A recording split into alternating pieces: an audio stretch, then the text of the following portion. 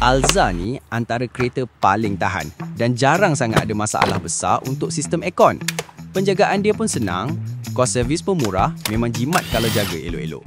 Tapi untuk Alza ni lain sikit cerita dia. Owner datang mengadu, bila berhenti lama-lama, kompresor tengah running, tiba-tiba keluar asap dan aircon pun dah tak sejuk macam dulu. Cuma suam-suam je angin dia. Customer ni jumpa aku dari video yang aku post dekat social media. Nasib baik customer ni pun orang Perlis saja. Senang nak datang terus ke bengkel.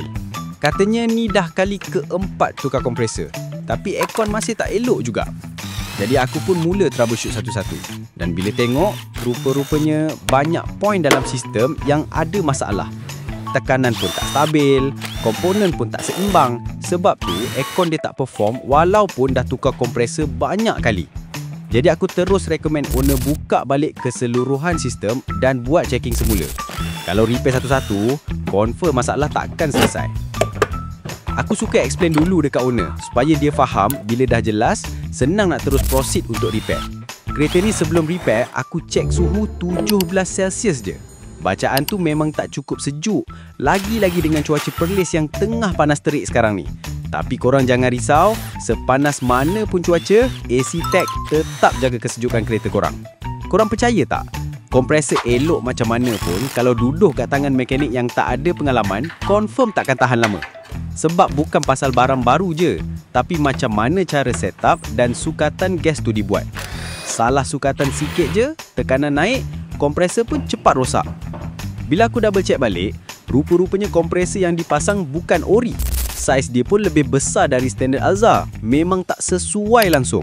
Bila saiz kompresor dah lari, tekanan pun jadi tak stabil. Sebab tu dia overload sampai keluar asap. Untuk bahagian kondenser pula, rupanya guna yang lokal. Jenis ni memang tak tahan tekanan tinggi dan tak sesuai untuk sistem Alza. Masuk bahagian cooling coil, terus nampak masalah. Dalam tu dah jadi macam jelly. Tersumbat airflow dan ganggu kekuatan angin. Paling akhir sekali, expansion valve pun guna spek lain, bukan ikut standard sebenar.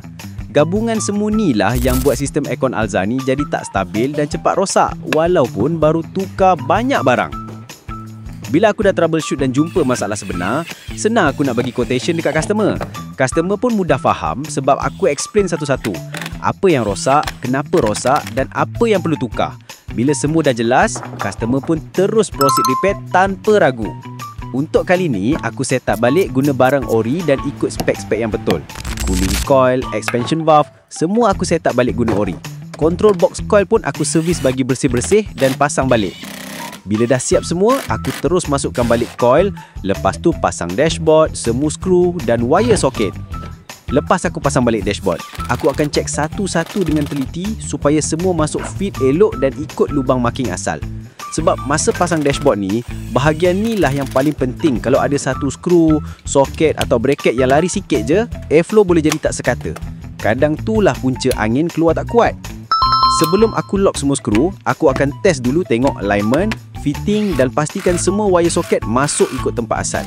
Aku lebih suka ambil masa sikit, tapi kerja kemas elok. Sebab kalau rushing, nanti hasil tak cantik. Untuk kompresor, aku guna original. Kelebihan kompresor original ni lebih ringan, tekanan kompres cukupi dan cut off ikut timing dengan tepat. Kondenser pun sama, aku guna yang original juga sebab kondenser ni memang penting untuk bantu kerja kompresor. Bila kondenser ori, dia buang haba panas dengan lebih cepat dan sekata. Jadi tekanan sistem lebih stabil dan kompresor tak kerja berat semasa running. Bahagian piping pula, aku akan servis semua semula. Korang jangan terkejut tau. Nampak macam pai baru, tapi sebenarnya semua ni hasil yang aku servis dan bersihkan balik saja.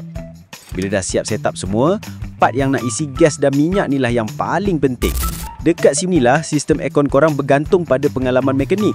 Kena buat sukatan betul-betul ikut spek setiap model kereta. Kalau terlebih, sistem boleh semput. Kalau terkurang, cooling tak kuat. Tapi bila dah kena sukatan dia, tekanan stabil, airflow lancar dan sejuk pun boleh capai sampai 3 Celsius.